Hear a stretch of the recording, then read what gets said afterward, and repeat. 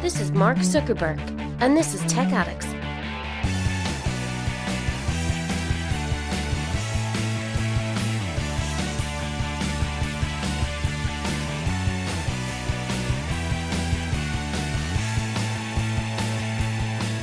This week, Google Pixel 7 rumours, a new Nokia laptop, Oppo have a couple of new devices, Motorola's new Edge Plus, new versions of Street Fighter and FreeDOS, and do you remember wired remote controls?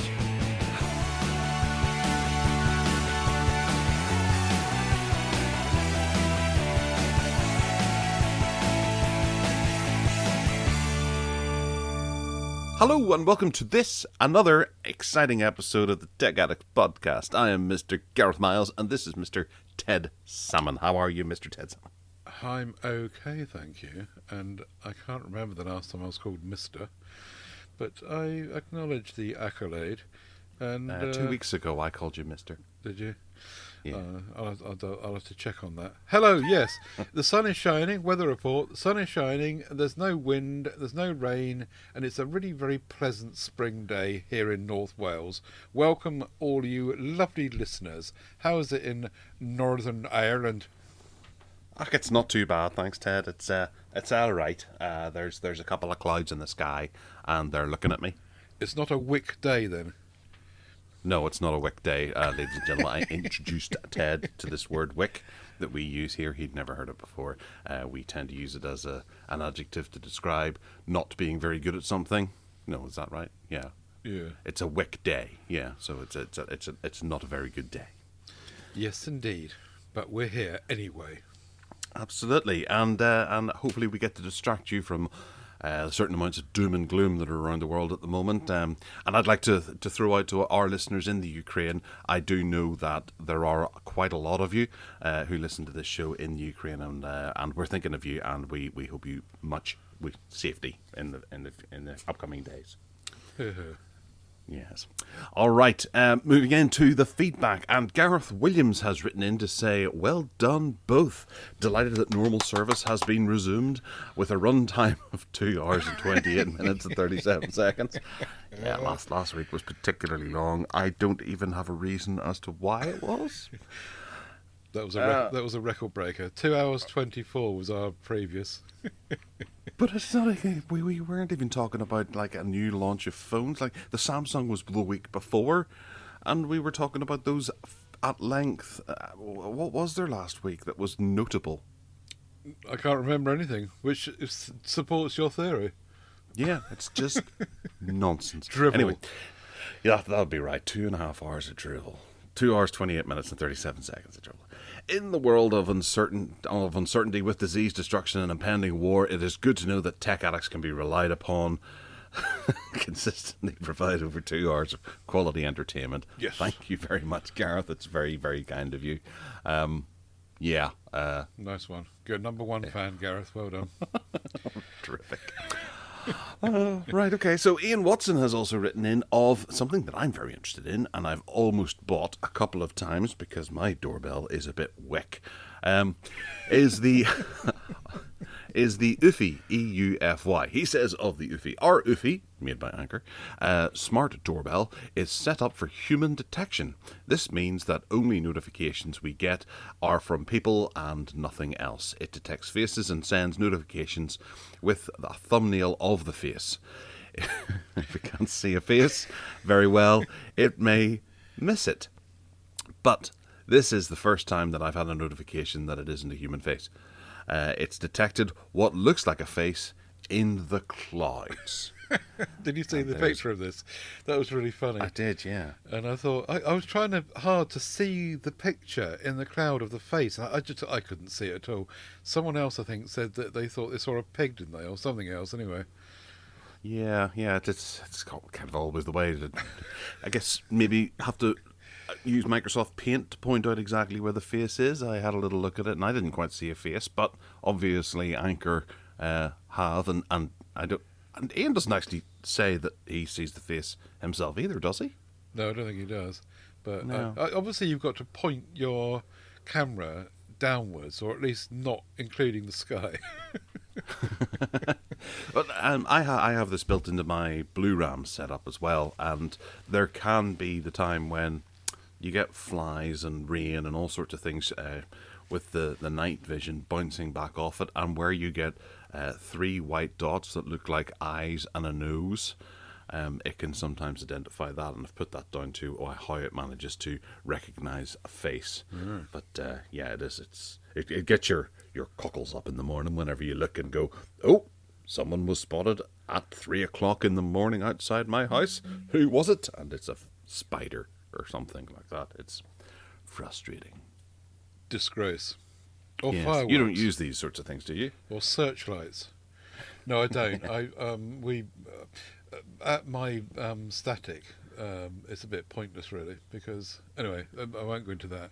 But there is a light outside my mum and dad's house, which comes on, but not a camera. No, I don't know. I suppose the logic is that this is probably something you do after you get broken into. One day when you get broken into, you say, "Oh, I think we better get some security now."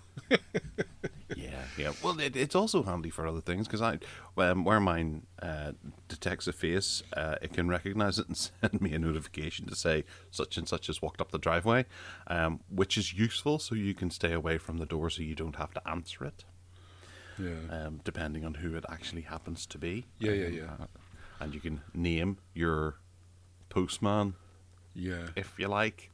And you can threaten courier drivers if they don't behave. Yes, from afar, yes. No, but the fact that there's a camera there might just threaten them. They say, "I better behave because I'm on camera." Yes.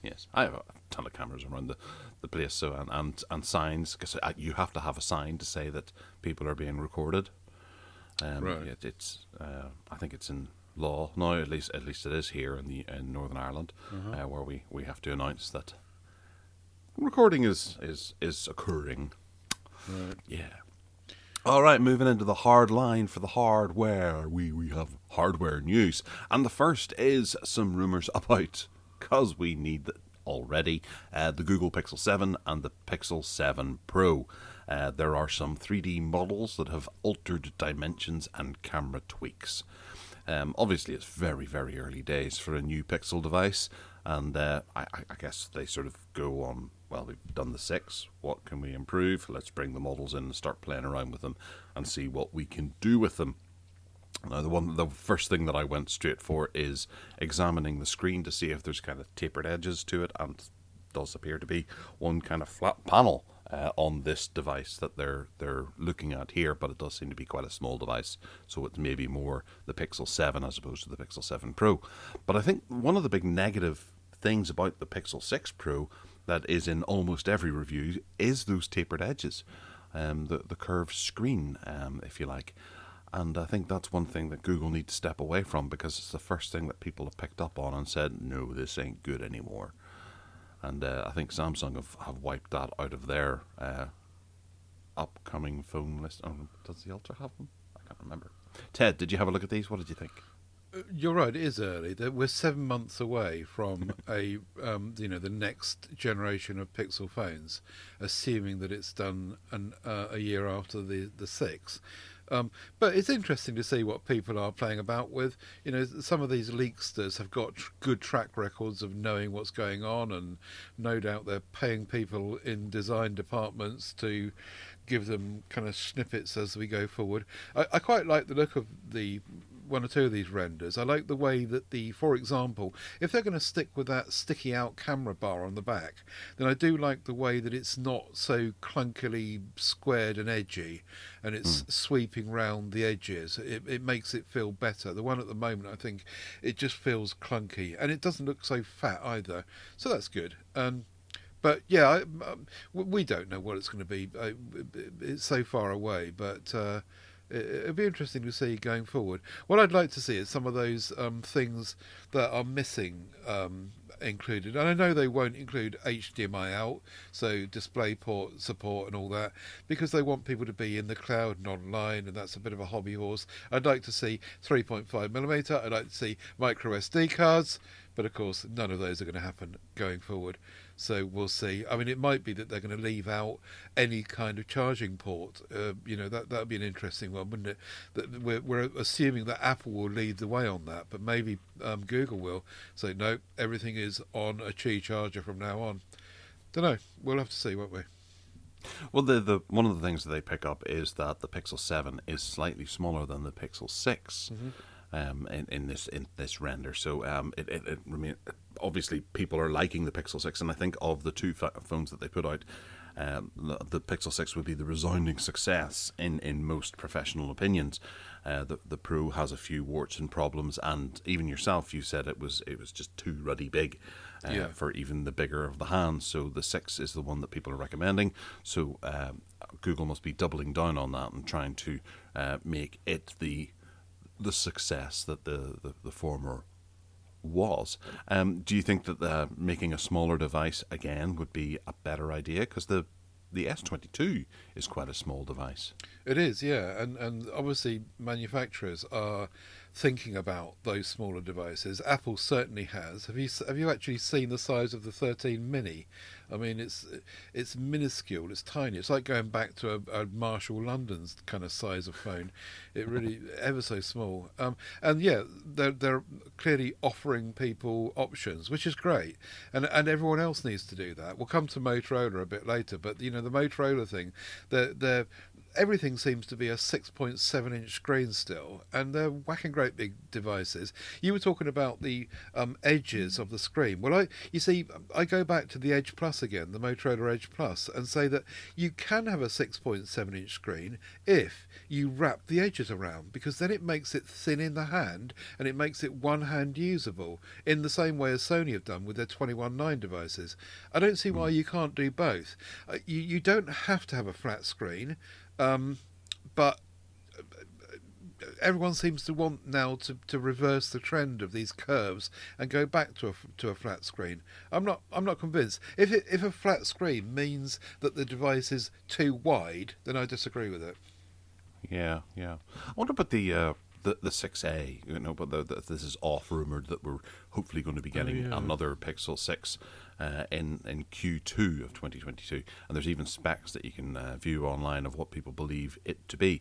Do you reckon it'll come with a flat screen or a curved screen? I don't think the 6A will come at all. I could be wrong, but I think that's somebody wishful thinking. There's not enough out there about it. And I think there would be if it was a real thing. But if it was, then I would like to see the 6A be the one that is the S22, the Xperia 5 Mark III or whatever, the little device, the iPhone Mini or SE, because the SE.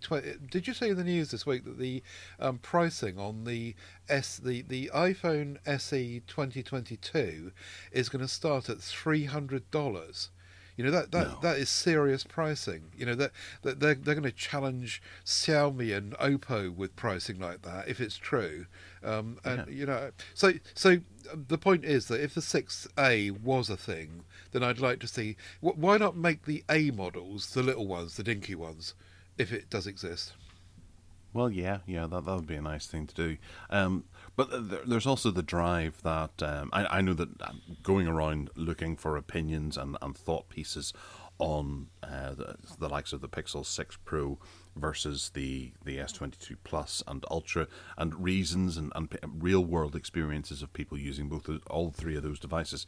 Well, not that too many people have used the Plus and the Ultra, to see which would be the more recommendable purchase, because as a tech addict and enthusiast, we tend to get asked these things quite often by people who are in there, who are wanting, friends and family who are like, well, which phone should I get next, and be able to give a proper opinion. And there is a lot of people who are saying in forums and on other social networks that the Pixel 6 Pro is they're getting rid of it. They're either returning it, or they're going to be flogging it or swapping it online to see if they can get onto the S22 or the S22 Ultra bandwagon, because they just can't tolerate the issues with it, and the constant breakages. Every time there's a new update that comes out, it seems to break something else.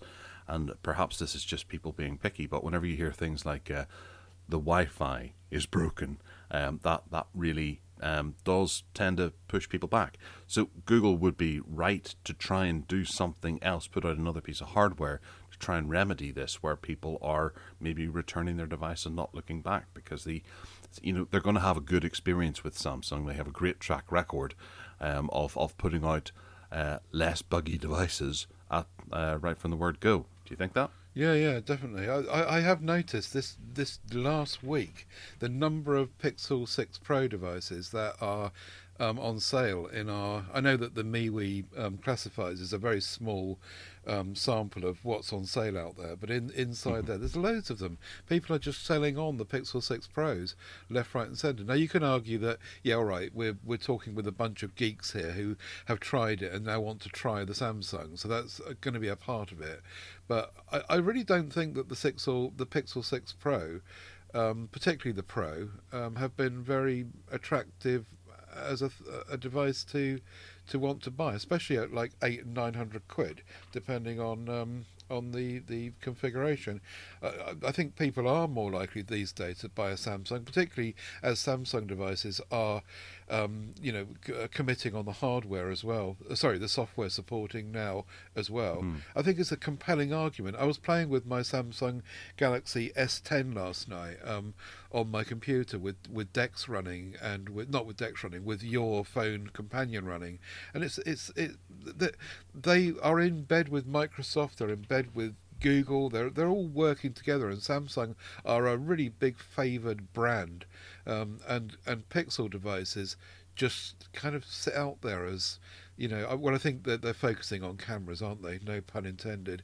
And it's all about photography with the Pixels, and that's where they're driving it. If the Pixel 6 range had a Wick camera, then nothing. Then they just basically wouldn't have sold in anywhere like the numbers they have. Not that there's huge numbers involved, but waffling now. Your turn. No, you're all right. I think we've kind of done the whole Samsung Pixel thing to death. I did have a listen to last week's show, and because I'm so on the fence, I'm really just looking for someone to give me the answer. I know what the answer is, but I want more and more people to say, no, you need to go with the S22 Plus. But I did some pricing of it this morning before the show, and the deals that are out there now do seem to be quite expensive initially, but whenever you actually work out, combining together, maybe taking a SIM-only contract and then buying the phone up front and trading in a phone, it doesn't work out much more different to going to somewhere like Carphone Warehouse and taking out a 24-month contract and not trading in your phone, because you actually gain a phone. From what I'm looking at, the S10 and the S10 Plus is still a useful device to have, in that it's actually a desktop computer as well as being a phone. So you could leave it plugged in to a screen and then just sit down and start working with it as a computer, and it can replace your desktop in much of a Chromebook kind of way. So it might actually be more valuable to people in their drawer or whatever than actually trading it in for. I think this morning I had a look, and Samsung, which had offered me a huge amount of money whenever the pre-orders first went live, offered me £120 for my S10 Plus, and no, that it's a desktop computer now with a pretty good webcam built into it that I could go and use as a DeX option down the way. So I think I'll be looking into keeping it as a backup computer. It's a if you can live with the way, the Samsung way, if you can live with that, and you don't want to be at the real bleeding edge of what Google are doing with Pixels, then Samsung is the logical answer. I didn't think I'd ever say this, but if it was my money now and I had £800 to spend, I think that I would be buying a Samsung and not a Pixel. And I think that if you do desperately want to spend your money, I think that you would. I'm surprised they're only giving you £120, mind you. Because they offered me 160 quid for my S10. Might be worth checking that, because your S10 Plus is better than my S10. And I'd have thought... No, I checked it just before the show. But I think they do that, and it depends on the pre-orders. And they kind of... it helps them with their press, because they have, let's go for this, unprecedented amount of pre-orders for the Samsungs, because they were offering big money to people to trade in their old phones. So the first time that, I think the day of the announcement, I had a look to see how much I could get off a Samsung Galaxy S22 Ultra, trading in my S10 Plus, and they offered me £350. That was incredible. Yeah. And it couldn't be replicated anywhere else. And I really debated it, but I've missed that window because I'm still on the fence. Right. I've been with Samsung for the last 5 years in my main phone, and to be honest, I am a bit bored of it, and I've weighed up the pros and cons of it, and I can't justify the S22 Ultra because I'll be paying a large amount of money for features that I'm not going to use. Whereas the S22 Plus does seem to be that perfect middle ground between what I want to go to, which is the Pixel 6 Pro, but I can get actually really good deals on that because they're practically giving it away. Right. Or I could just go where the safe money is and stick with the S Plus, or 22S Plus. No, S22 Plus, that's the one. Yeah, well, if you're going to do that, you might want to consider the plan thingy. Presumably you've looked into that, so you pay them a monthly amount and then you get an upgrade. Yeah. If you're going to stick with Samsung going forward, that it might be worth looking at. But that's so boring. Yeah, that's true. That's true. I don't know. It depends if you want to consider that to be your main device. So, right, that's my main device, and I still will play with the Oppos that come along and everything else. But that's all for tinkering. Yeah, I always had the Underdog. I had the Amstrad when everyone else had Commodores. I had the Master System when everyone had Nintendo Entertainment Systems. I had the Mega Drive when everyone had a Super Nintendo, with the GX 4000 whenever everyone had good working consoles. I tend to always go for something else, and at the moment the Pixel 6 Pro is the underdog, and I want to be able to get that and go, this turned out to be a better bet than that S22 Plus. Except that you'll be half the price. Except that you'll be bored with it in no time, because it's just... And it doesn't work. It's dull and dour and boring. Yeah. All right, well, I'm not going to carry on with this, and I'm sure the listeners are like, oh, for God's sake, just go and get the S22 Plus and shut up. Yeah, all right. Nokia PureView Pro, no, PureBook Pro, is a new laptop that has been unveiled, and this is a rather sexy-looking laptop that has a pretty cool-looking range of colours. You can get the lid on it in a really nice red colour. There's silver, dark grey, and blue also available. But it comes with it's either a 15.6 inches or 17.3 inches in that Pro version. And it's got a 12th generation i3 inside it.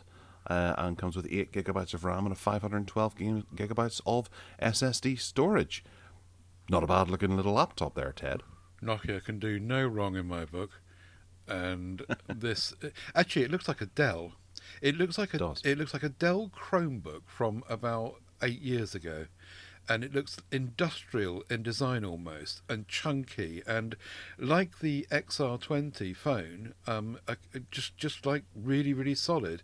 I'm not saying that it is solid, and it's not. I don't think it is made in the same way, but it looks really, really attractive. And if I needed a laptop, this would be so high up on my list. Availability is coming along apparently, and it's going to be €699, which presumably means it's going to be about 600 quid or thereabouts, but presumably that's also for the lower end one.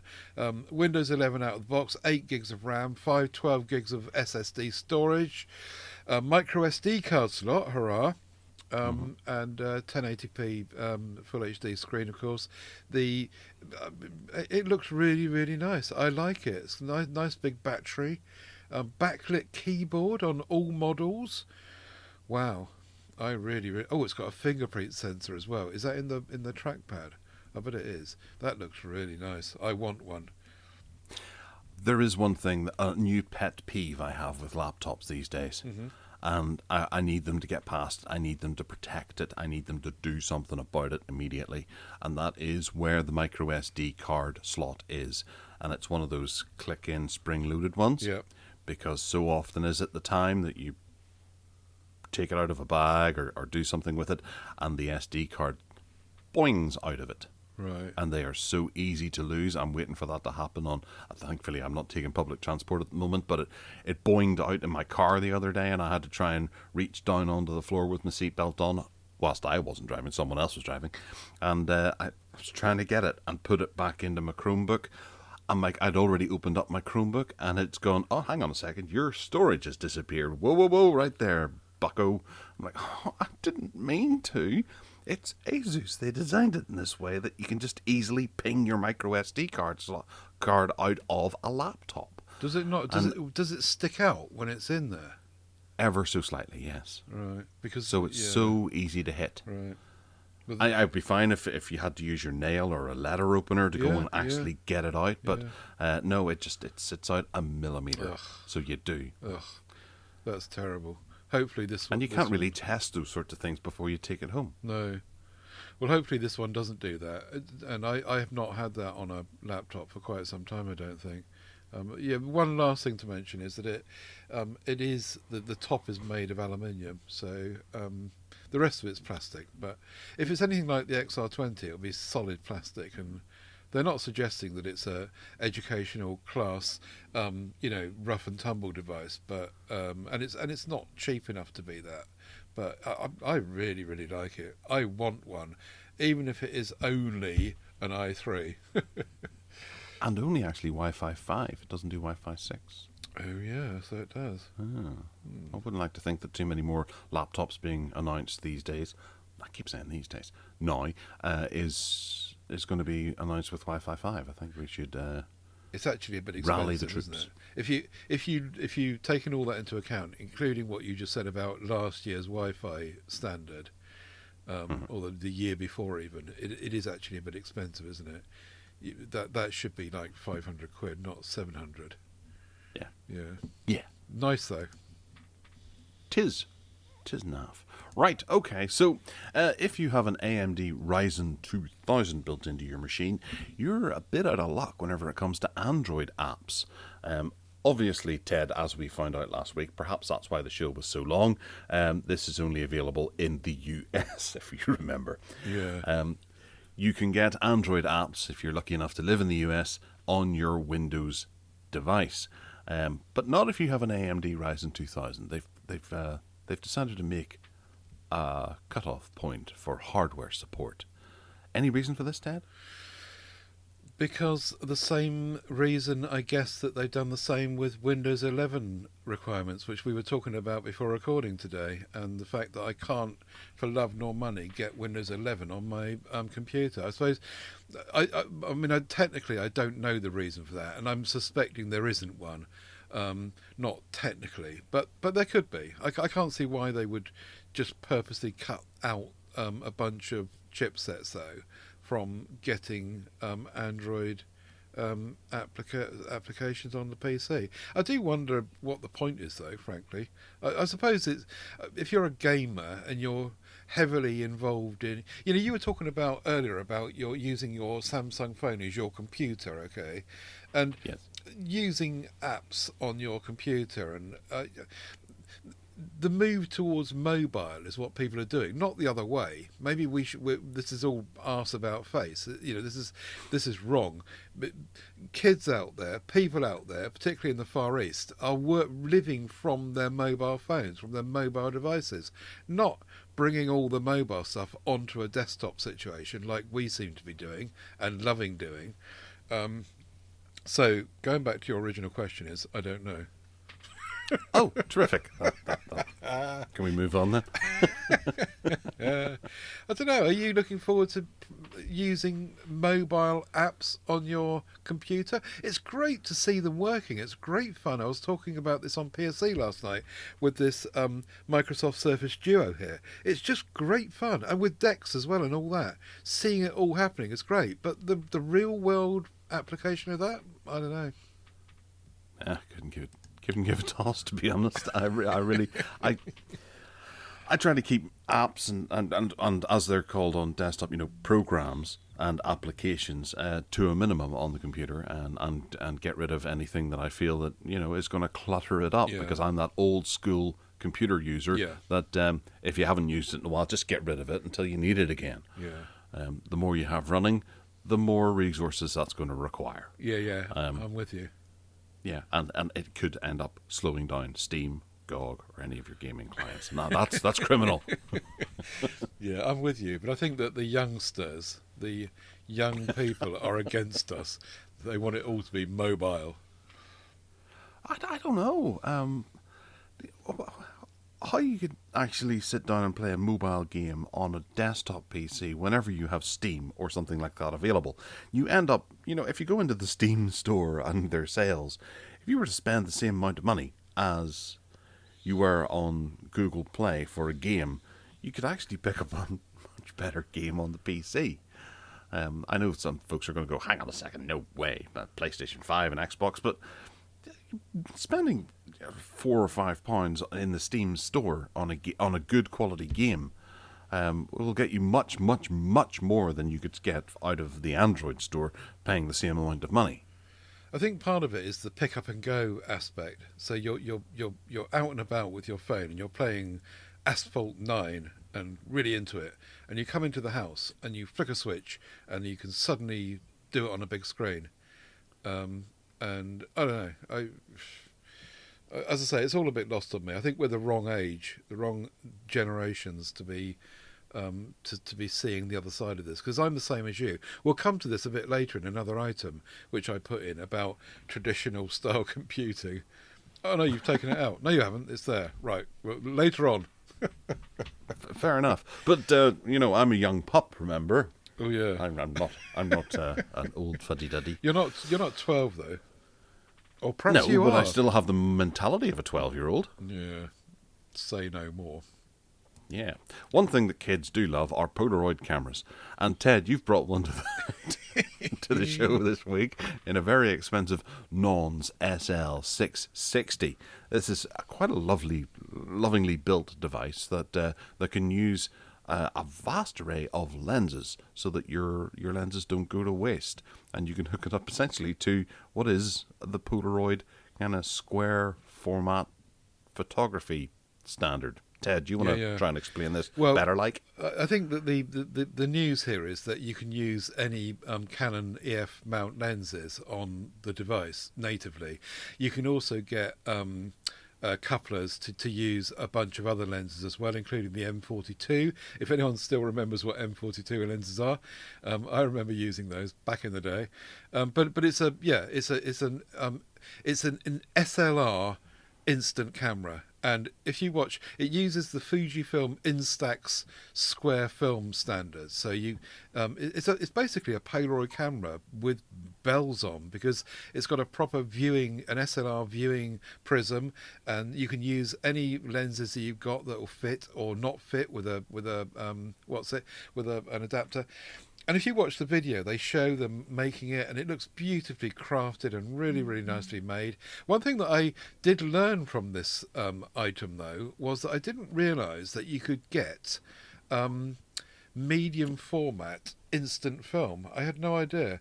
645 medium format instant film. So you can buy a different back to it by the looks of it, which would then switch it over from one format to the other. But anyway, that's the news really here. It's a Kickstarter campaign, limited numbers, expensive as you say, like about $500 for the retail price of this, without a lens. No, sorry, I think it comes with a basic, a 50mm f1.8 lens. But apart from that, you put your own lenses on it. Really, really nice. I like the idea of it. Love the interesting and different thing, and worth having a look at the little video that they've run. It's good fun. Yeah, it looks like a pretty good camera. I do wonder if people will really go for the idea of developing your own photo on the go. There's so much more you can do with it whenever you get back to the house. You can order it in the way you want, but having to hit that plunger and take the picture and then wait for it to develop.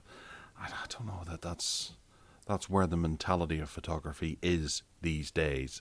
And the shutter release is on the front. How long is it since you've seen that? You actually press the shutter release in towards your face. I've not seen that for so long. I really like this.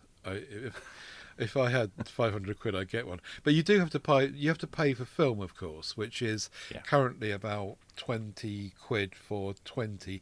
Well, I think we looked at that before. So 20. They're £1 each, I guess, for each shot. But yeah, great fun. Good luck to them, I say. Yeah, okay. Well, we'll see whether this sort of thing really takes off. It is good to harness the power of the old lenses, though. Yeah. All right, moving on to, back to laptop territory, because we're so organised, we keep all our laptops together. The Realme Book Prime is coming in April, and this is a new sort of enhanced edition of the Realme Book. This features a higher TDP CPU, which is the Intel i5. It's an 11th gen, mind you, with 12th gen doing the rounds at the moment. It's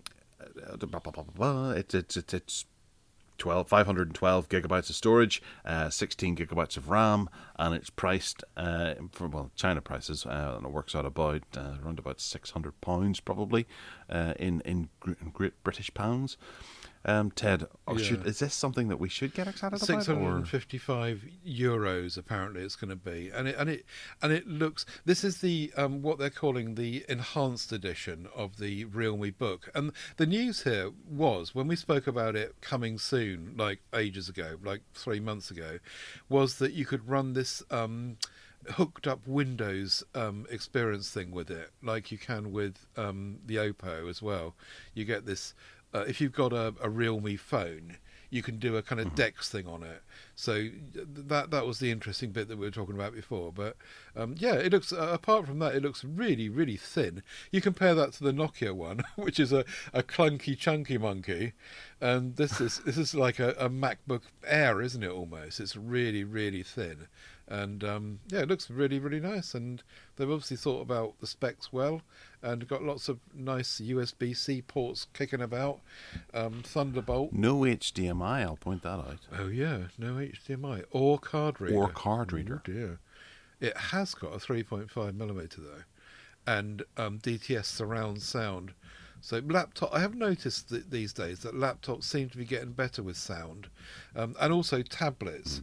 They all seem to be saying, actually, let's take this sound thing seriously. Let's assume that someone is watching Netflix with this tablet in front of them, and we want to give them a good surrounding audio experience. And they're starting to actually do that, which they didn't do before.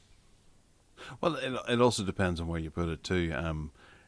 I've been using my Chromebook maybe on my lap in bed, and it's really muffled and terrible. But since getting that, there's like a tray thing I bought from My Memory for 15 quid, and it's got sort of Fablon on the top, and you can set your laptop on there. The sound is so much better. Oh, right. Now, because it bounces back off that. They aren't forward-facing speakers; they're down-firing speakers, but it just works better. And you have to take that into account of where you're using it. But obviously, yes, in a laptop, the person's going to be sitting in front of it. Yeah. But then you've got the problem if you've got the full 360 rotating 2-in-1 device. Where do you put the speakers so that you can turn it around into display mode? And I think that was ASUS's thinking behind my particular Chromebook, because you turn it round and then the speakers are pointing towards you. Right. So it sounds better that way. Yeah. As Samsung may be doing with the Galaxy Book 2 360, because their speakers are maybe doing that too.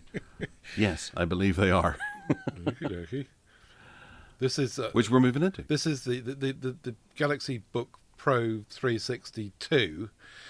That's a mouthful, isn't it? Blimey. Apparently is going to be announced at MWC, which is starting tomorrow, or is it today? It's only second anyway that MWC is starting.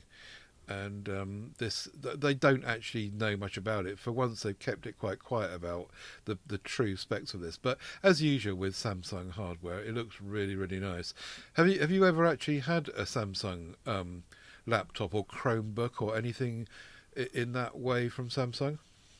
No, they've always been a wee bit too out of my price range. Right. But I do like the fact that this has sort of an expanded keyboard with the full numeric pad on the far right. Yeah. So whilst you probably won't use them terribly often, it's nice to have that in there. Perhaps they'll get criticism for not expanding the keys fully, and they could have used that better. But no, I don't see the speakers on this at all, so I imagine they're in the bottom. Yeah. and it wraps back on itself, which is presumably where the 360 comes from. And it's there's a 15.6 and a 13.3 model available, allegedly, when it arrives at MWC. But yeah, surprisingly, they've not actually released much information about it. Part of that might be because no one's going to get their hands on it until April, so it's not just round the corner by any stretch. And S Pen support is expected, as you would expect. So watch this space on this one, I guess. Do you think that's a full SD card reader on the side?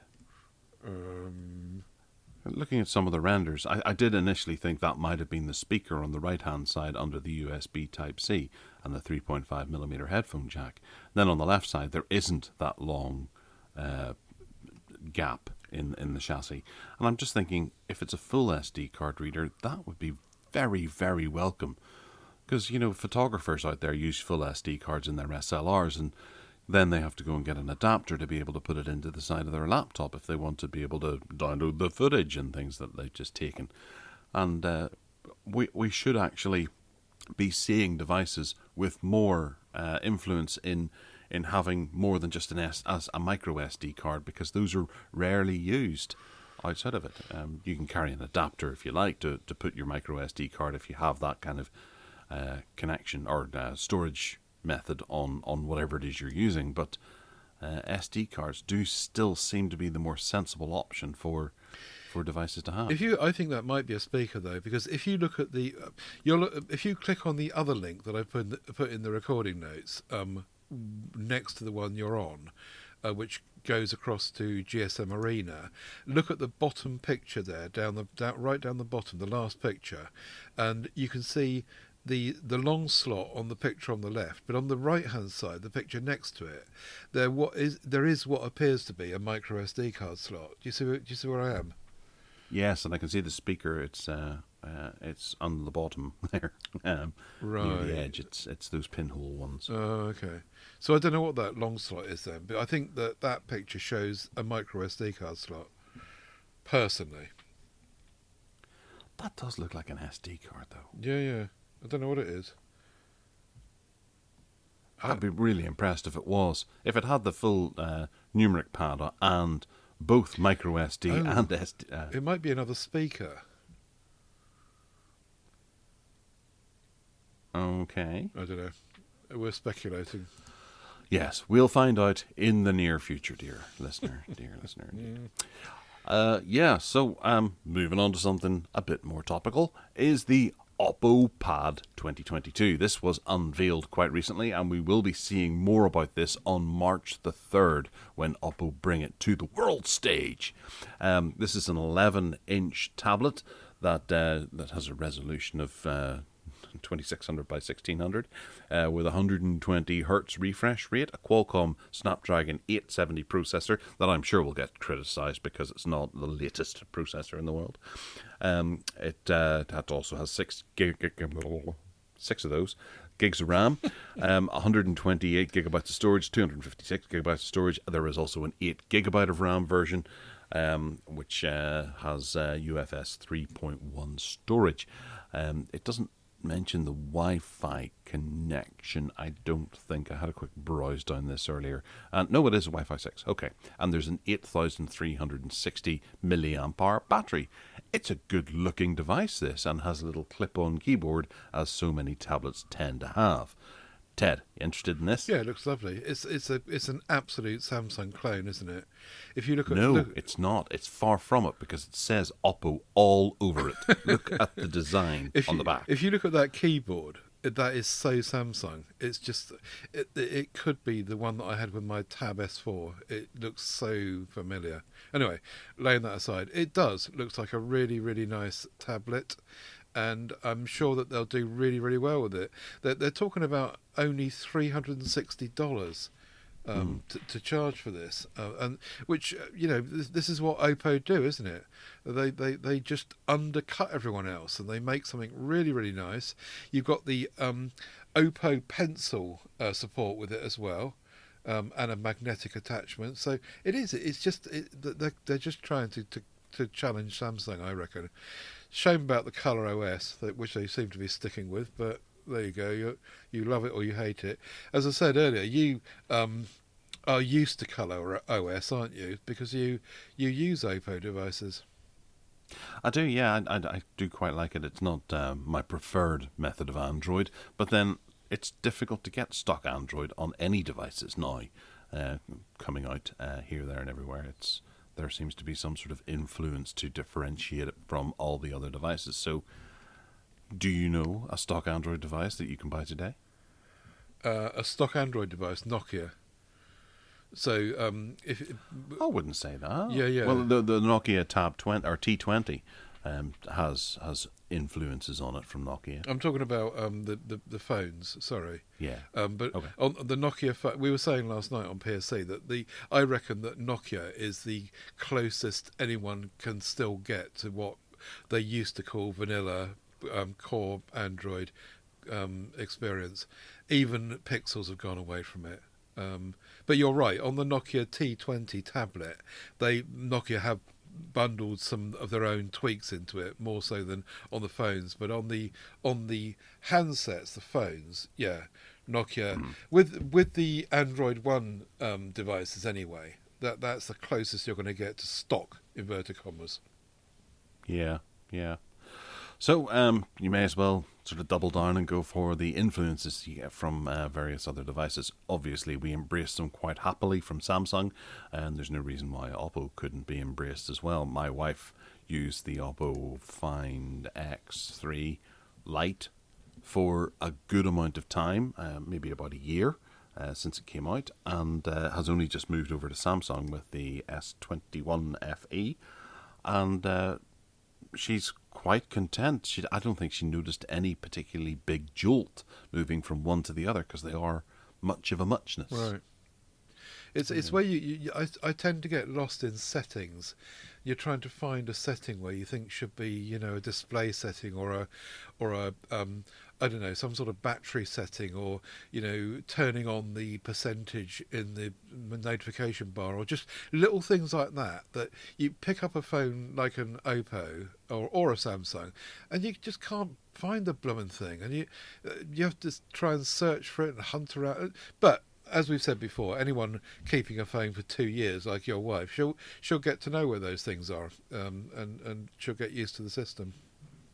And there's generally a search function. Yeah. I do get that. I just like it when it's, I suppose it's tradition, isn't it? It's like I'm not flexible enough. All right. Well, that's enough for the listeners to vomit a bit. Right. Okay. So MotorolaVille. What's new in MotorolaVille? Oh, we missed one out there. Did we? Oh, yes. The what's new in Oppoville.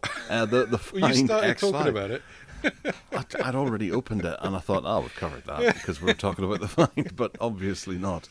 Getting ahead of myself. Okay, so the Find X5 is Oppo's new flagship, and there's going to be an X5 Pro as well.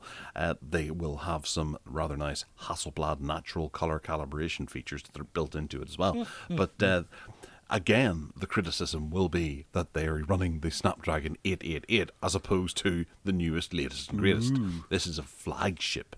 So you would like to think that it would have the latest and greatest, but I think the Snapdragon 888 is still an exceptionally good chipset, and I wouldn't fault Oppo for for continually running on it if it works. It's got 8 gigabytes of RAM, 256 gigabytes of storage, ColorOS 12.1, based on Android 12, a 6.55-inch OLED display that is 1080 by 2400 in resolution thing. There's a matte glass on the front, and something else. What was the battery? I did see the battery listed in this earlier. 4,800 milliamp hours, which is a tad smaller. But the X5 has a 5,000 milliamp hour battery. Yeah. Yes. So what I'm going to say about the X5 Pro is that they've taken away the microscope camera, which I think is a real shame. And they've obviously decided that nobody really wanted it, and it was a bit of a gimmick and a toy, and they played with it, and they just removed it. And I think that is a real shame. But there you go. They've replaced it with a more ordinary feature set on the cameras, but they've focused in, as you said, on the Hasselblad natural colour calibration, which probably means not very much. I don't know. We'd have to see some testing done on that. But there's a custom Mari Silicon X image processing chip involved, and I think that from what I read, they're trying to kind of challenge what Google and others are doing with processing photography and making sure that experience is a really good one. As we were saying earlier about pixel cameras being kind of a bit stand out there, along with the flagship iPhones as well. But yeah, it looks really, really nice. The hardware looks nice. The smooth edges look nice. I'm not sure about this matte screen. Blimey, have you seen the price of this? Good grief. No, I don't know if you can hear this. There's a huge plane going over the house right now. Oh no, it must didn't. be one of those big Hercules or something. Probably like a bomber. Watch out. Yeah, okay. I'll get under the table. You talk. There's a 1,300. No, that's the. Oh no, sorry, that's not a price. Forget that. Forget I said that. Oh, €1,000 for the X5 non-Pro, but I can't see a price for the Pro version, unless I've gone. Anyway, what I was going to say was, I'm not sure about this matte screen. I don't think You see, when you run your finger over the Motorola Edge Pro, for example. The Edge Plus, for example, it is just absolutely silky smooth, as they are with many devices. Is that going to change? What's this matte screen about? Do you know what that means? Is that not one that just it's got a lot less glare and reflection, a bit like the Steam Deck top version, or the expensive version of it has? It's got some sort of anti-glare stuff built into it. So it won't affect the smoothness of it. It'll just affect the reflectiveness of it. Is that how you understand it? Okay, all right. I'm hoping so. Yeah. Okay, well that's all right then. I'll let them off. Anyway, yeah. So looks like they're going to be quite expensive. Serious flagship territory.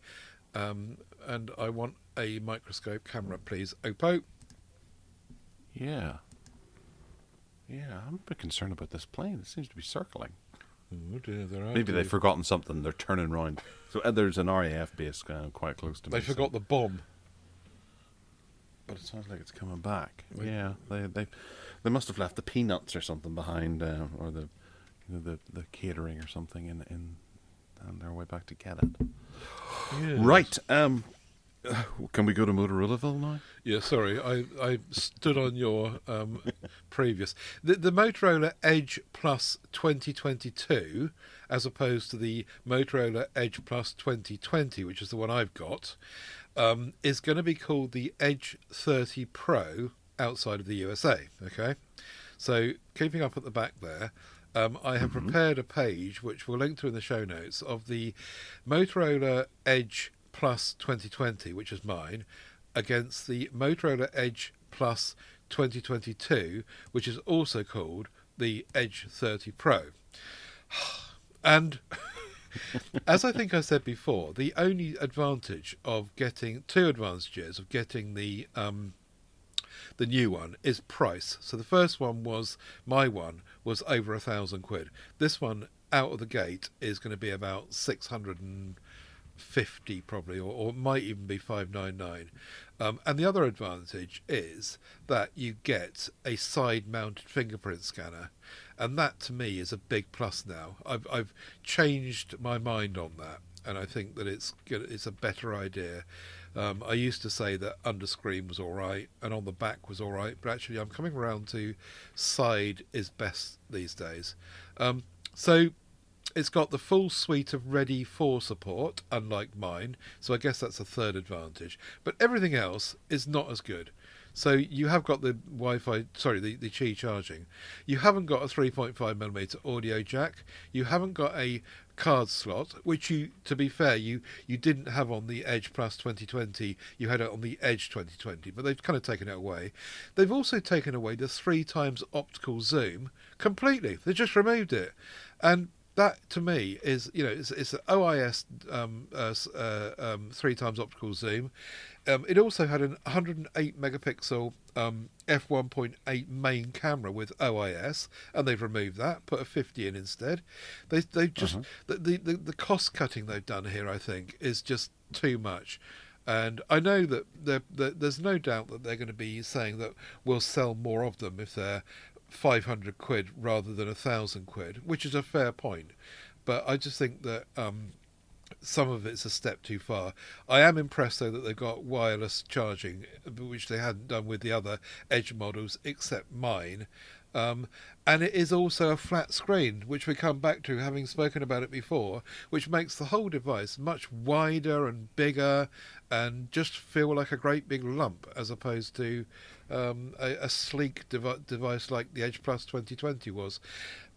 Always on display, it's listed as having, but I don't believe them. I think that always on display will be the same approach and peak that we're used to with Motorola. But yeah, I would certainly like to have a look at this, but I don't think it's going to replace anytime soon the Motorola Edge Plus 2020.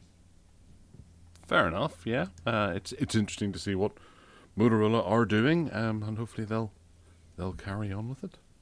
Yeah, thank you for your in-depth opinion. I just can't get behind Motorola, to be honest. I really can't. I've said before, I just think that you buy this and you're lumped with what you have there. You may spend a lot of money, but you might just be lumped with it. Yeah, and to some degree I do feel that. I'm waiting for the Android 12 update at the moment, and they're just dragging their heels. And you get the impression that they're really naffed off because the public forced them into adding Android 12 to it. They initially were going to only put it onto 11, and then there was such an uproar that they said, oh, all right, then we'll do Android 12 as well. But you just wait and see how long it takes you to get it, you gits. We'll do it when Android 14 comes out. Yeah, exactly. They'll do a fair phone on us. Yeah, because no one's going to be complaining that they can't get Android 13 on it if Android 14's out. Indeed. Does that? Yeah, that's sensible logic there. You carry on. Very I'm just sensible. pouring my tea. All right, moving into the what's it called? Flap your strap about an app. That's what it is. And yeah, Facebook has launched Reels. And Ted, this is something that you're going to be down with because you and the kids all love your tiki-talkie type stuff. Facebook has it's going to be short videos, and it's their fastest growing format that they've ever released. So it must be amazing. And Mark Zuckerberg is really pushing this as something that you need to go and experience because we're hemorrhaging customers. I mean, because it's really good. It's just interesting that TikTok, the idea of TikTok took off, and then it just took the world by well, first of all, it took the Far East by storm, and then it took the world by storm because everyone's just copying it. I actually went onto my Facebook account to see if this is working. last night, and it's not. It might be a USA only thing at the moment. I don't know, but it says globally, but it's not working. But it also, I didn't try it on my phone. It also might be only available on mobile. I'm not quite sure yet. But yeah, the point is that Facebook are in on this, calling it Reels. It's the same thing. Netflix have done it, and YouTube have done it, and who else has done it? Everyone's just doing this whole short rolling video thingy that TikTok started, and I play with the other ones, and I still think that TikTok do it the best. It feels like the original version, but yeah, it's just a time killer, time waster, and it's all good fun, and I'm sure that Facebook, while they're still in business, will make a go of it. Well, they're still in business. Yeah. This time next year, they'll be gone. Yeah, Because they'll be called Meta, fully, and people have forgotten about them. indeed, yes. Yeah, again, this is something that I couldn't give a damn about. But then I've been vociferous about how I dislike Mr. Zuckerberg's products. Have a look at TikTok. Just have a play with it for half an hour and see how long it takes you to. I have. Yeah. Yeah, I think I reported back about the musical Jenga thing. That was great fun. Yeah. But there wasn't enough to be able to warrant me going on for half an hour every day, as people tend to do with TikTok. Okay. But yeah, I'll maybe give it another go. Okay, fair enough. Meanwhile, let's go back to 1985. Quite right, because there is a little thing called FreeDOS, and it's had its first update since 2016, and it's added in a bunch of new exciting features. Now, FreeDOS is designed for the likes of basically 8086s all the way up to 386 DOS running machines, and you can get an advanced feature set out of it. Ted, did you have a chance to watch the video on this? I did. I absolutely fell in love with this. It took me right back to my first kind of IBM machine and the stuff I used to do. And you've got to watch the video, because there's a guy on this video. It's a 15-minute long video, and he walks through what's included with FreeDOS. And it's right back to 1985 for me, and playing about with lines of code and learning how to move between directories again, and then loading executables, rather not applications, executables that bring up programs of file management, and he demonstrates some basic games, and he does a Pac-Man thing, and it's just so engaging. I really, really wants to play with it. But I didn't quite understand from this, you probably will more than I do, how you get to do this, whether you've got to buy some hardware. They talk about a virtual machine in Windows 10, which is I've never done, but they say that you can access it that way, or presumably you've got a really old computer still there, you could stick it on, have you? Well, that's what I'm hoping. I might have a go with this in the future. I've got a 286 sitting over there, which doesn't actually have a screen at the moment. Right. I need to get myself an old CRT, something nice.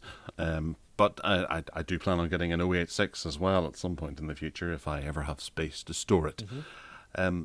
But yes, you can run a virtual machine. I did that for a while with Windows 95 on it, so that you can play some older games. It can be a bit of a pain to set up if you don't know exactly what you're doing, but right. Yeah, it's a good option, and this does look like a nice update. I love that people have gone back and picked up older operating systems and sort of expanded on them and brought in a few more useful things. Where MS-DOS, I think it got up to 6.22. Some people may want to correct me on that, but it's been a while. Right. And this looks like the next logical step, and it's got a bunch of stuff in there that allows for networking and drivers and those sorts of things to be able to get your CD and USBs and floppy disks working, so that long may it continue.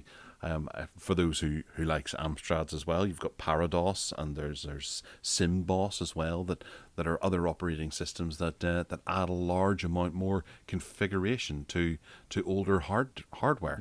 It's great that this exists, and it's great that it's had an update for the first time in six years. Yeah. Wow.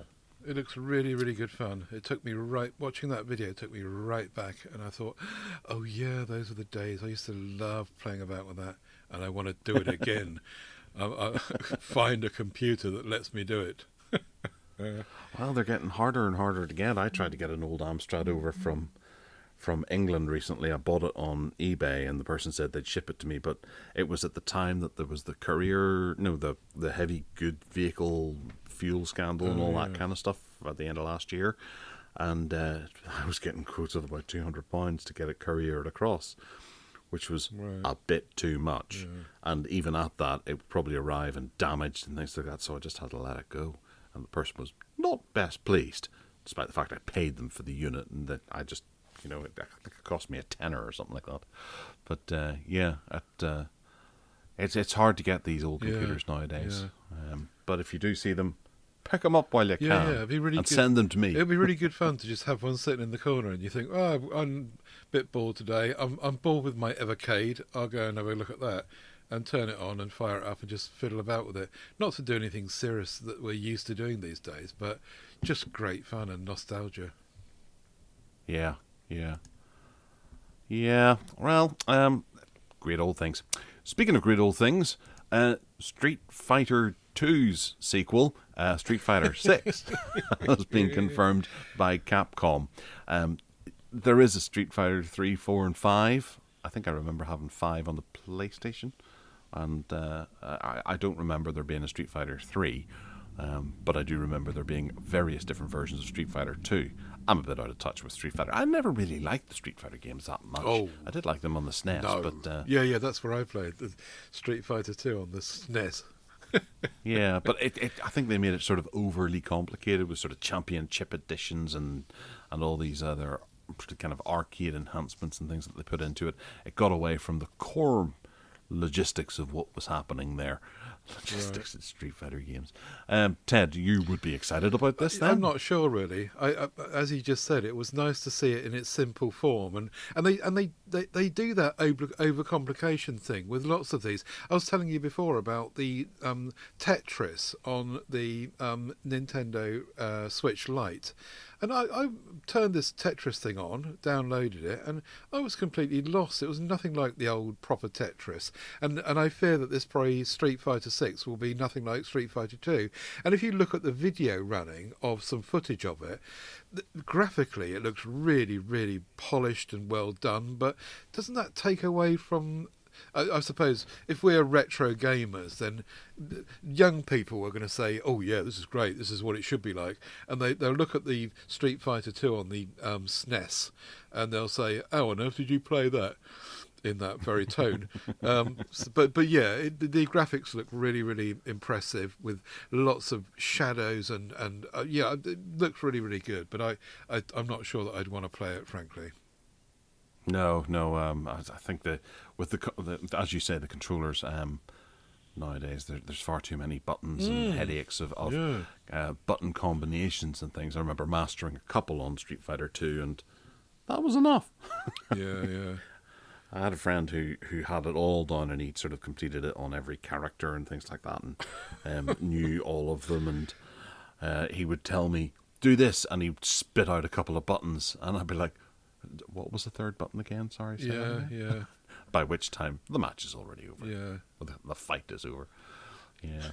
I preferred the final fight style, Streets of Rage, where you walk along and beat the crap out of people, as opposed to just one person versus one person, the Tekken style, Street Fighter 2 style, battle arena type thing. I think it depends. At the time, my girlfriend and I were into this Street Fighter 2, and we used to spend hours. When we weren't doing Super Mario World, we were doing Street Fighter 2. And when you're playing against someone on the screen, so you can, it's not like you're just playing the computer against yourself. When there's two humans involved, we just had real good fun with it. Yeah, no, I'm the same. I did enjoy playing it with my friends and things, and then playing it against the computer didn't really have the same spark. No.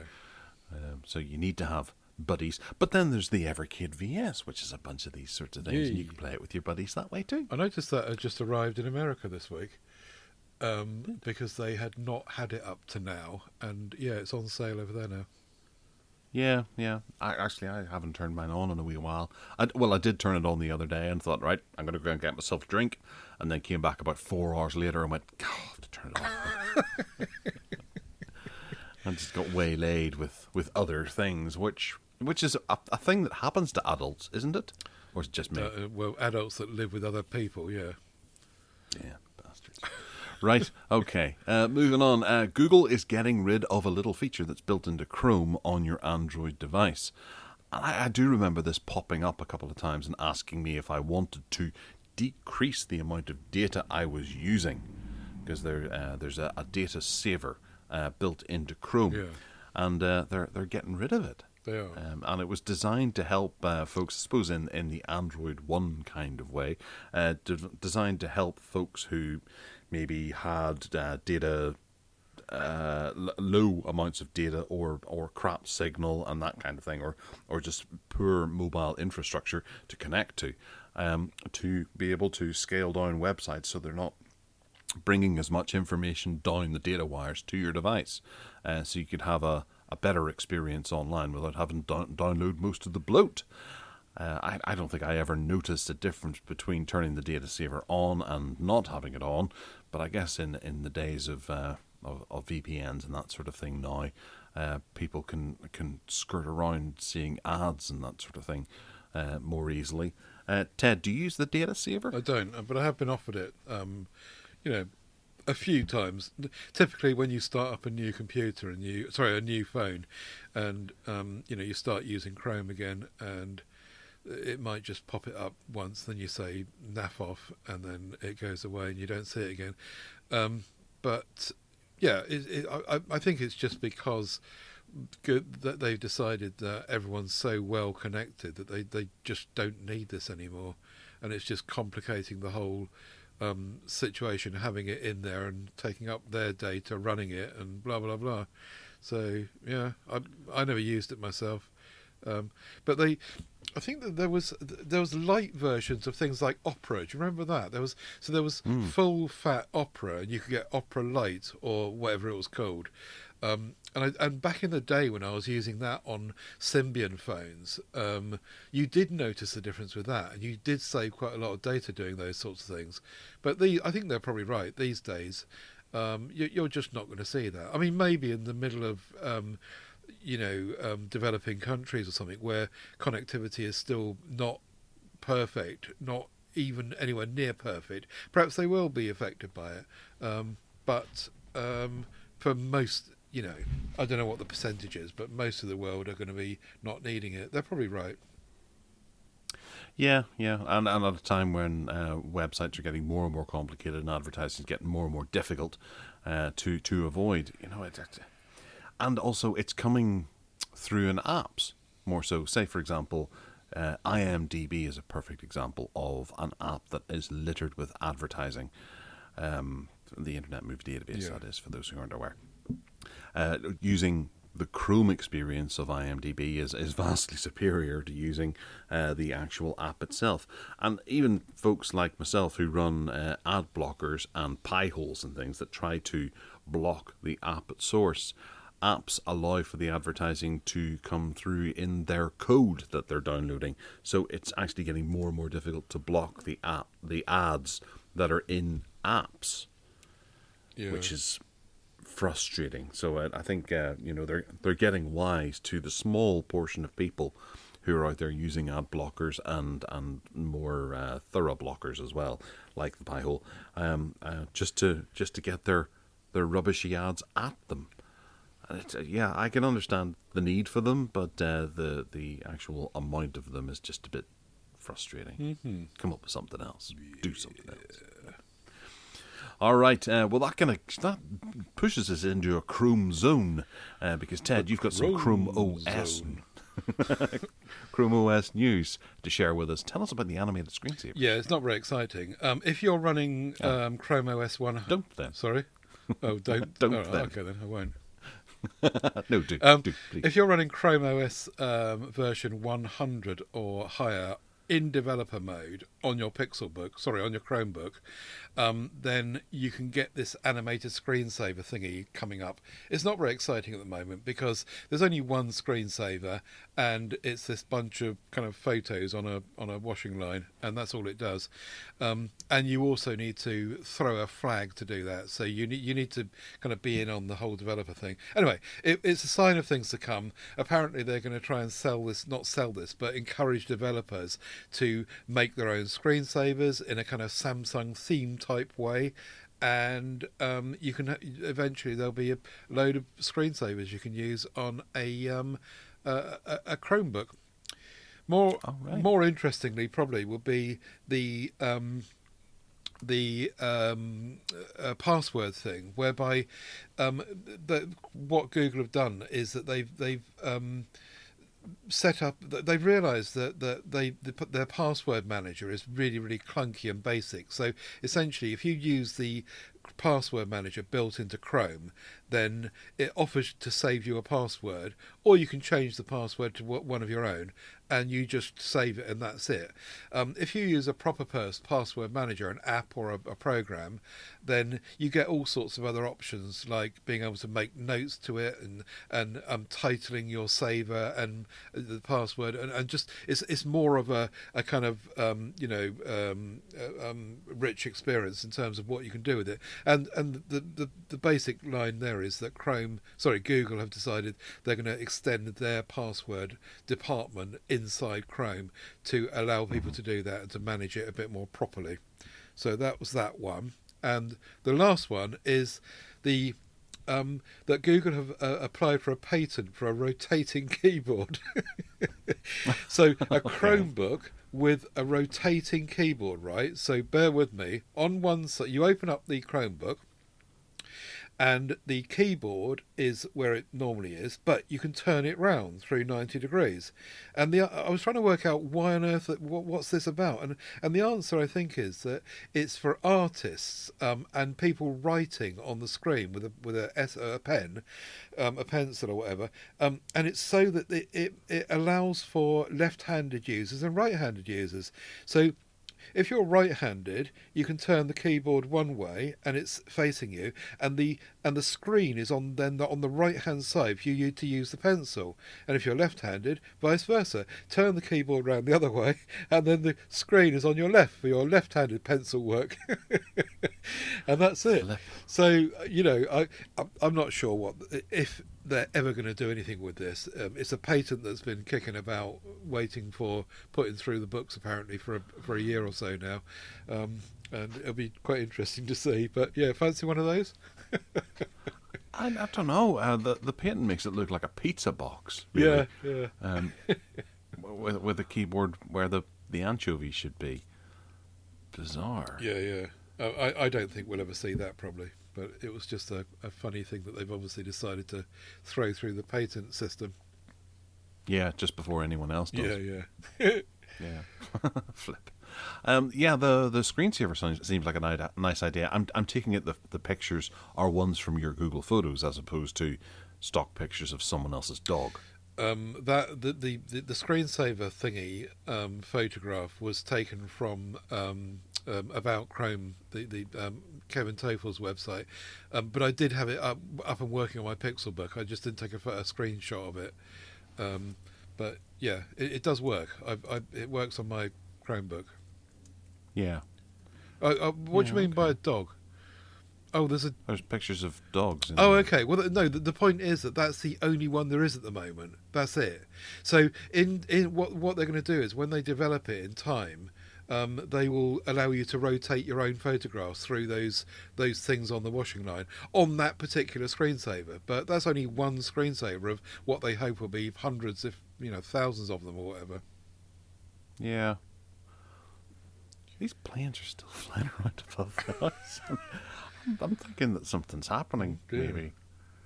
And maybe recently there was those Russian bombers that came toward Scotland, and I'm just thinking, I wonder if anything like that is happening today, right now. Am I suddenly going to get cut off as there's a bombardment where Russia's declared war on my hometown? No, there's the news is just saying, not say just saying, it's appallingly saying that it's all still in Ukraine. So they haven't yet got to Northern Ireland. Yeah, just having a quick check on Twitter to see if anyone else has noticed this increased aircraft movement type thing. Activity, that'll be the one. While you're, I can't even see it. while you're doing that, tell me, do you use a password manager? I do. I use Bitwarden, and I like it very yeah, much. That's right. Well, what it looks like they're trying to do is turn this Chrome one into a Bitwarden, or the other popular one, which is called, what's it called? LastPass. That's the one. And Yeah. then Keepa or password. But I actually like using the one built into Chrome because it makes me feel as though it's all joined up, and I trust Google, as we've said before. Don't trust anyone else apart from you, but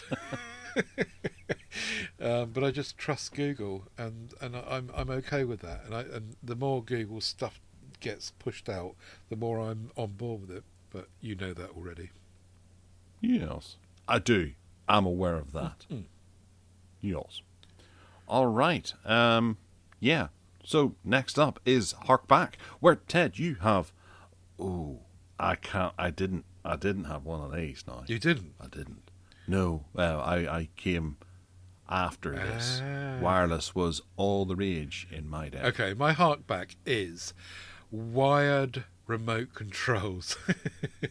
And I can remember it must have been 1979, 1980, 1981 that I started to first use particularly VHS recorders, and the early ones came with a wired remote control. So you had this remote control in your hand, and if you got the right model, you had a nice long cable on it, so it stretched around the room and it was far enough away to be able to actually use it. And at the end of it, it was just a remote control, the same as you might have now, except there's a wire coming out the end and it plugs into the device, and you control the device with it. Now, having researched this for the show, apparently this whole idea goes back to the 1950s, where they had remote controls for various devices, but I never saw one myself for anything. I didn't even see one for a television, I don't think. For me, it all seemed to start with this VHS recorder thing. And it's just like using a remote control, except you're tethered to it, and there's this cable running across the room, and you trip over it. And then, of course, infrared came along, or started being used, and it switched across to that. So, yeah, that's it, really. It's a really short and sweet and simple one. And, harking back to the days where you tripped over your wired remote cable. What, did you have to plug them in, or were they on a? One of the images here shows a 3.5. Yeah. You plugged it into the device, so that plug goes into the front of the VHS recorder. There's a hole in the front of it, and you just plug it in, and you then have full control over. It's just like having a remote control, except that it's wired. There's no difference. You just plug it in. I'm surprised these didn't catch on. But yeah, well, they would have only been about for a couple of years, because Yeah. I was born in the 70s, and I remember having VCRs right from the clunky buttons that and the top ejector or top loading ejector mechanisms, but we never had one with a wired remote on it. Well, they were out there because I had one, and wireless remote controls for TVs were in existence. It's just that with the early VHS recorders, they didn't seem to have made it across yet, because I can remember quite clearly when I had my big television we spoke about before with the teletext on it, and I loved my big television. That had a wireless remote control, and at the same time, underneath that big television, I had this clunky VHS recorder with a wired remote control. So they obviously knew how to do it, but the early VHS recorders, they decided that it was too expensive, or they hadn't developed the technology properly yet, or there was a backlog on development, so that in the time when they'd done it on televisions, they'd worked on that sooner, and the early VHS ones had not caught up yet. But you're quite right, I think. This was a very short spell of time. I was living in the nurse's home because I was doing my psyche nurse training, and I can remember this very clearly. And yes, absolutely, by the time probably one generation of these had gone, you were on to proper remote controls by infrared then. I seem to remember a JVC one, and I seem to remember a Hitachi one, because I used to chop and change my VHS recorders, because I rented from DER. I rented my TV and my VHS recorder, and you could just change them whenever you fancied, which I did. So I would just go down to the shop and say, I've had enough of that one. I'll have it. Yeah, you kind of had to start a new 12-month agreement every time you did it, but I was doing that anyway, so it didn't matter. So every month or so, I just get a new model. And so you got those top loader ones actually had quite a short life. And we moved on to the front loaders, and the front loaders were much more slick, and you put the VHS tape into the front of it, and you were amazed to watch it just grab it from you and disappear. And that was great fun. I can remember just playing with that, saying, oh, look at that, you don't have to clunk it in the top anymore. And of course, the space that you had under your telly for the VHS recorder didn't need to be so big, because the top didn't come up. But yeah, I keep remember swapping and changing my VHS recorders and waiting for the next model to come along, and then getting a new one and getting a new one. And DER must have loved me. Ooh, have we got a video? I remember my father-in-law tells stories about how he used to sit in his armchair and he had a snooker cue, and he'd use that to change the channels on the TV. Much cheaper than them, their remote controls. The trick though was the length of the cable on these. I remember that. I can remember trying to run it around the edge of the room so that you weren't tripping over it. And if you in my bedroom in the nurse's home, it wasn't too bad. But if you had a normal sized lounge, some of them, they just didn't have a long enough cable, and you'd make it to the coffee table, and that's your lot. Whereas other ones you could kind of run long distances. And I can't remember if they were extendable. In what you said about it being a 3.5mm, if you got an extension, I don't think I ever tried that. I'm not sure if it would work or not. Probably not, because it's not going to be the same audio as 3.5, is it? It's a different system. Yeah.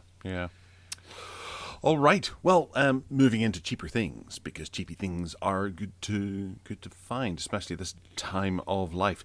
If you're looking for a cheap tablet, I do have you covered here, actually, because there is a good deal on the Samsung Galaxy Tab A8. This is a 10.5-inch Wi-Fi tablet, merely 32 gigabytes of storage, but some people may find that appropriate. I think it's got SD card compatibility as well, but it's down to an all-time low of £189, which I think is a pretty good deal, because previously we'd been looking at Ted, you, and I suppose I do as well, have the Nokia T20, and that was very comparable to the A7.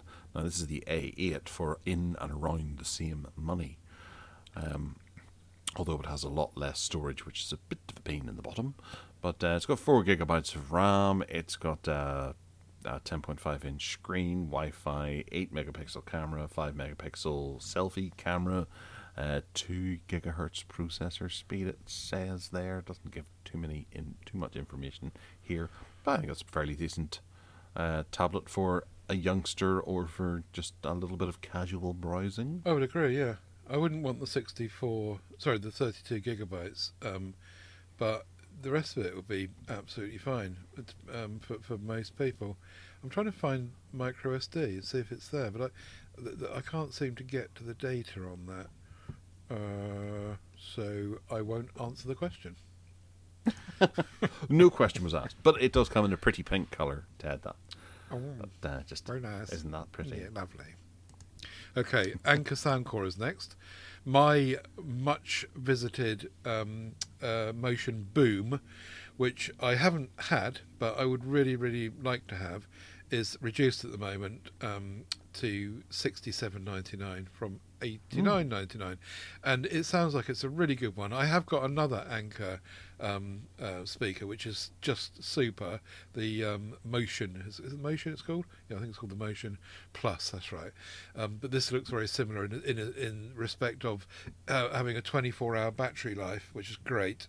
And it's got, as I think you said last time I brought this on, a carry handle, which makes all the difference. So yeah, really, really nice. I'd like to get one of these to just see how it compares with the Motion Plus, but I can't really justify paying $67.99 for the experiment. And if you do get it, you have to throw it into a lake. Do you? Is that what they're doing? I just want to see what happens whenever you do throw it into a lake. There's a couple of videos actually that people have put on Amazon of them putting it in water. Oh yeah. My goodness. IP67. No, IPX7. Yes. Well, that that's means right. it's water but not dust, doesn't it? Yeah, I think we had this out before. Where there's an X in it, I think it cuts out one or the other. Yeah, that's right. Yes, dust then water, isn't it? That's right. I think you're right. All right. Well, we'll work it out. Next out, staying in the Samsung boot camp, there is the Samsung Galaxy Watch 4, which is the larger one. This is 46 millimeters, and it's down in price from £369 to £277 pounds and 99p. That is one of the cheapest prices it's ever been at. It has been down to £274. But for the sake of £3, and that was way back at the start of January, I think this is a particularly good price for this very desirable watch. I'm quite tempted by it. Ted, are you getting monthly payments on that? Yeah, £55.60. And that's really attractive.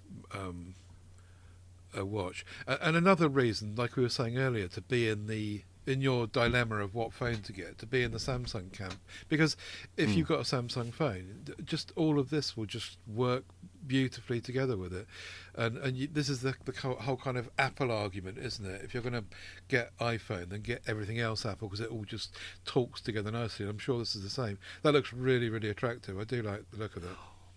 Well, actually, I suppose it is worth mentioning now. Look at the description. There is the 4G version. This is the Bluetooth version, and it's the classic as opposed to the regular smartwatch. So, I took away there some quality and then added it back in by saying it's the classic. So it's the chunky big boy. The 4G one is only a bit more though, 319. So it's only £40 more if you wanted that. Yeah, but then you'll probably get lousy battery life. Yeah, or £63.90 times 5. Oh, yeah, very nice. Okay. What's next? Oh, is that me? No, it's you. I think it is. Oh, it is. It's me. Oh, did I? Sorry. Yeah. This is the HP Z3700. We've done a couple of mice recently, and I found another one that actually looks quite nice, and it's made by HP, so it's worth mentioning. It's £18 down to $9.99 and free returns because I don't know, they want to. It's available in a couple of different colours. There's silver, red, which appears to be out of stock, and black and white. There is also a gold one, but it's £14, so I don't know that I would go that far for a gold mouse. But mice, they're a very attractive little option to throw in your bag. You never know when you might use one. Well, you will know when you're using it because you're using it, but you never know when you might need one. It requires one AA battery for 16 months of battery life. How do you like that? Yeah, I really like that. I'm going to put a white one into my bin and have a think about it. No, actually, I think I'll put a black one in the bin, into my basket, I mean. Basket as opposed to the bin. Yeah. But it does look nice. It looks like... is this a Microsoft thing? Didn't Microsoft and HP kind of join up forces at some point? It looks really, really Microsoft to me. Okay. They did the curvy arc one. Yeah, that's nice as well. This is not the curvy arc one. This is much flatter. Yeah. Yeah, that's really nice. I do like that. Good shout. Right, the OnePlus Nord 5G, the original version, not the Nord 2, of course, has been reduced from £469 to £302.99, and you can pay, some of us can pay 5 times 60 quid to purchase that. And that's a pretty good buy, actually. I think it's okay. It is last year's model, and I don't know about how well it's supported, but it's got 256 gigabytes of storage and 12 gigs of RAM. You know, it's a serious bit of kit, and it's a dinky phone as well. It's not huge. It's a nice sized device. He says, trying to find the exact size, 6.44 inches, with an AMOLED display as well. I think that's a really nice little device which will meet the needs of most people. You need to check how well they're keeping it up to date, but yeah, good price, I think, for a well specified phone. Absolutely, I agree. It's 5G as well. It's marginally more expensive than the one I have, which is the Nokia G50 5G. This has a 6.82-inch HD plus display. I think we've featured this before. But it's down in price from £200 to £179 in the blue variant, which is quite nice. The sand variant is still £200. So if you're prepared to deal with blue as opposed to sand, you could do well by grabbing one of these. Historically, it has hit £150 previously, but £179 if you're looking for a new, fairly budget phone. This looks like a good option. Ted, do you have any time with this? I have not had any time with it. I saw them coming out, but it's got a big battery. It's got Android 11 out of the gate, which is good, I suppose, although it could be 12. It's a big device. It's got a 6.8-inch screen, 6.82 in fact, but and it's an LCD, of course. But it's got the Snapdragon 480 5G chipset, which is the same as my XR20, and that really is absolutely fine. So yeah, if you want a big budget phone, it's a good shout, I think, and that's a really good price, isn't it? Yeah, 4 gigs of RAM, 64 gigabytes of storage, decent enough. Yes, indeed. All right, the next one I put in for you, really, because I don't use them, and you'll probably tell me that it's a load of Wick, but this is the Eufy Cam 2C 2 kit, which I noticed had been reduced from 230 quid to 160, and I thought that you might pass opinion on whether this might look like be worth buying.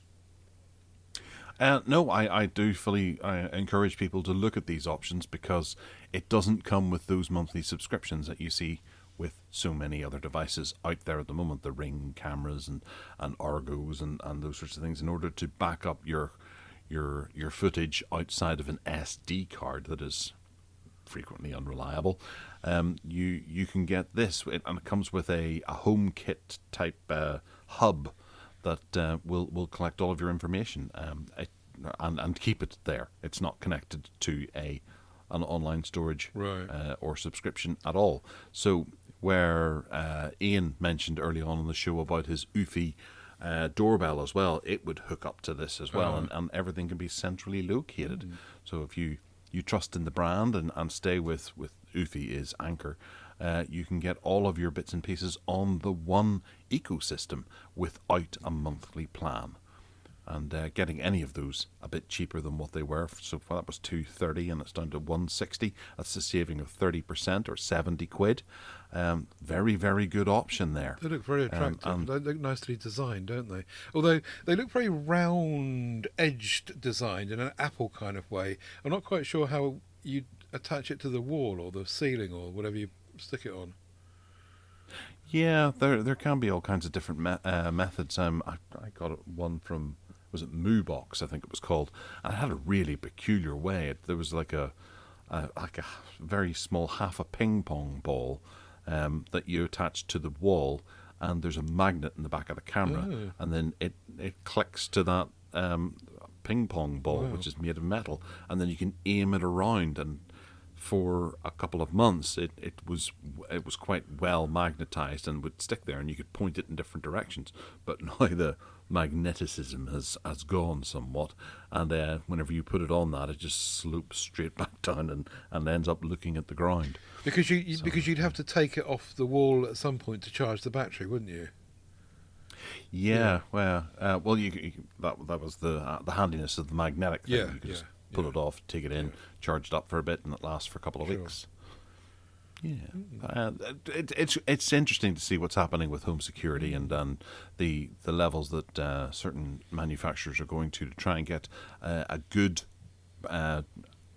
mix of value and competitiveness in order to get into your home and keep you safe. Indeed. I like this system. Very good. All right. Oh, yes, the next one. It's not quite a bargain, but it's I would quite easily have one of these. If this was whatever works, it would be I want one of those. This is the Asus ZenBook UX534 FAC. It's actually quite a good price as well. That's why I've thrown it in the bargain basement, because I think you get a lot for your money here. This is a 15.6-inch Ultra HD 4K laptop that's built on an Intel i7, 16 gigabytes of RAM, 512 gigabytes SSD, with 32 gigabytes of Intel Optane memory, whatever that happens to be. It's got a backlit keyboard. It runs Windows 10, but should hopefully run Windows 11 as well. It comes in royal blue, but it has a killer feature, and that's the trackpad is a full HD screen pad. Oh, wow. So it's got that technology built into it, where you can have different buttons and things in your trackpad and pick colours and all sorts of things whenever depends on what you happen to be doing. It looks cracker. Some of the reviews are very, very positive. Others aren't, where the trackpad isn't working out of the box. But I guess that's what warranties are for and things. But I really like the look of this. And for £850, I would happily have one of these. Ted, do you have £850 knocking about that you don't want? No. I don't even have £850 knocking about. Full stop. But what I was trying to work out how you presumably there's a cross in the top right hand corner of that trackpad, and you would, if you wanted to use it as a trackpad, you would just hit that and it would be a proper trackpad. I guess that's how it works. But yeah, that looks fantastic, and the specifications are stonking, aren't they? Is it 16.9? Did you say? What's the? I think it is, yeah. 16. Or maybe 16.10. 16.10, is it? I'll look while you talk. Well, it also has the option of doing what your little Stream Deck does as well, where you can set up various icons and things like that inside that touch screen pad thing, so you can quickly launch stuff that you don't have on your taskbar. So it's a great feature. Found it yet? No one's saying. That you can work it out if you want from 3840 by 2160. Go and do some maths. Go on. Yeah. I'll just have a look down the screen. It actually looks like it's 16.9 to me. It looks wider by I'm sure it's 16.9, and that's well cool. I like that. I like 16.9 screens. I want one. As opposed to those bloody 1610s. Oh, they get my knickers in a twist. Yeah. Right, what's next? Last one is the Sony Xperia 5 Mark III, which is on a little bundle at Amazon at the moment, which includes a pair of noise-cancelling headphones, which are the H910M ones, so not the thousands, but they're still a half decent pair of headphones and noise cancelling. £100 off the proper price, which makes it $799 or thereabouts, and they're offering me anyway 12 times £66.50. That's a really interesting little deal and an interesting little easy payment method. With a pair of headphones, I don't need a pair of headphones, but that would be really tempting to me if I didn't have a 5 Mark II, I think. Mark III. If I didn't have a Mark II, is what I'm saying. I wanted it a Mark III. You know, that you would go for the Mark III, and £66.50 a month for 12 months, and £100 off, and a free pair of headphones, which you could flog if you didn't want them, I suppose. I think they'll pay the balance for a wee while. It's a compelling argument, and that 5 Mark III is a stonking phone. We've got one from Sony PR, which Steve's got at the moment. I don't know how long we'll have it for, but it's really, really nice. Excellent. Yeah, that looks like a good deal. And those headphones, I'm sure, are pretty good quality because they have the Sony brand. Oh, they're £139.95, reduced from £250. Those headphones. So you could argue that you could probably flog them for £100 if you could find a buyer. So that's you get another £100 off then as well. Scorchio. All right. Well, if you want to get in touch with us, you can by emailing us at gareth@techaddicts.uk. Oh no, you can we'll find be in us trouble. Gareth will tell us off. 1 hour 45. Good grief. What's all right? I still have to do the outro and things like that. I can stretch that to 15 minutes. You can find us on Twitter, which is a platform that's available on the internet. At Tech Addicts UK. You can find me at Twitter as well, at Gareth Miles, GarethMyles. And I have my .com as well that's had a wee bit of a facelift. Ted, where can they find you? People can find me at tedsalmon.com. I can't do that to make it 2 hours 28 minutes. Come on. tedsalmon.com. They'll be turning it off. Audio podcasts, MeWe groups, whatever you want, you can find it at tedsalmon.com. And if you want to buy me a coffee because you're feeling like being nice to me, then you can do that at paypal.me/tedsalmon. Thank you very much. Thank you for listening, folks. Excellent. All right. Well, we'll talk to you all next week. We hope you have a safe week and be good. Take care now. Bye.